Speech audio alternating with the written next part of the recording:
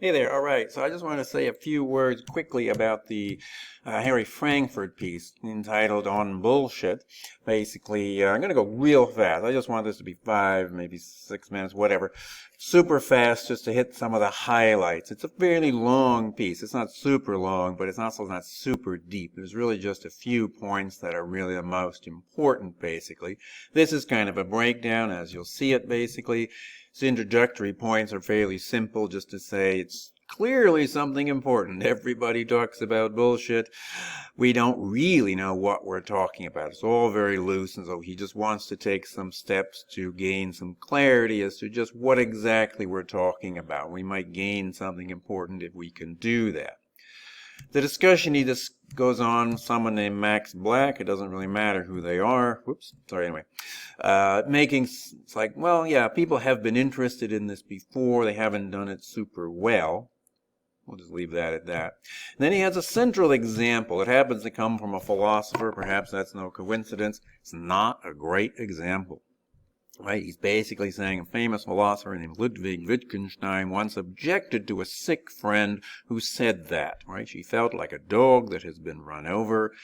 Apparently Wittgenstein got very upset about this, and Frankfurt, at any rate, basically interprets this as the fact that, of course, she doesn't really know what she's talking about. It's not really a true statement, and that she just kind of spoke fairly lazily and wasn't really making effort to say something true. So this is the key idea that Frankfurt wants to pull out of this whole discussion, right? This lack of connection to a concern with truth, or simply an unconcern, a lack of concern with truth.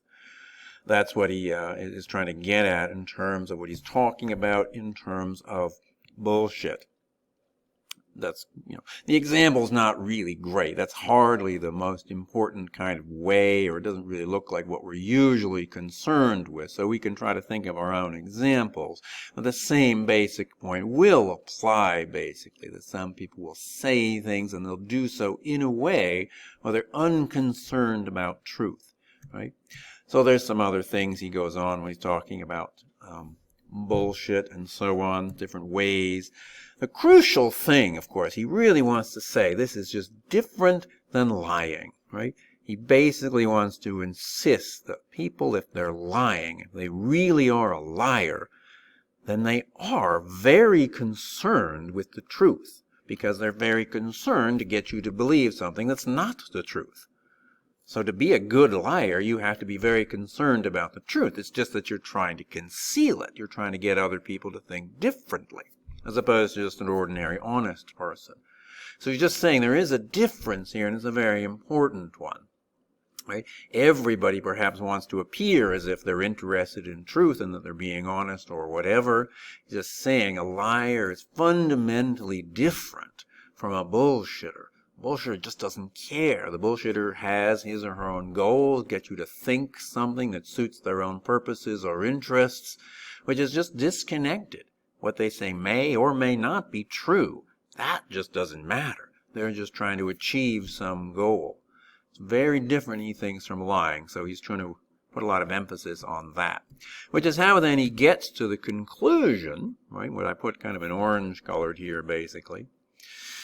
And he says it may be a worse thing.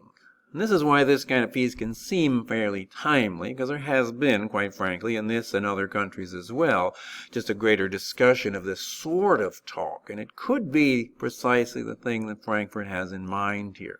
But anyway, he's just saying this. It's not obviously true. It may not even be true. You may not agree. But he's at least raising this suggestion that bullshit might be something worse than lying.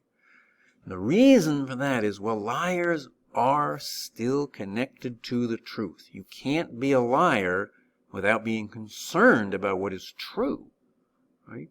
And I guess he's trying to suggest sometimes liars, at least eventually, will be found out. The truth will catch up to them because they were never disconnected from it. Bullshit's just wide open, right? People just don't care about the truth anymore. Could be a kind of a post-truth thing, right? We have that idea.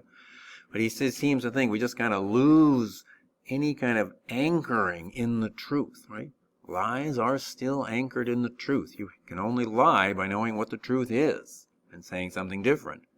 Whereas here, as I say, this seems to be what his worry is, that everything just is completely untethered or unmoored from that, and who knows where it's going to go. We might just lose truth altogether the more our kind of talk and the ways we express ourselves looks more like this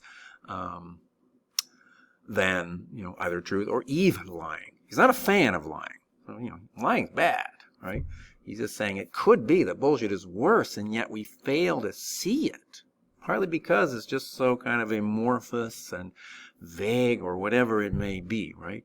But he could be onto something. Think about it for yourself, whether or not you would agree with that. That could actually be something more concerning just because the lack of concern with truth brings the possibility that we're going to lose touch with truth altogether, which would be a bad thing.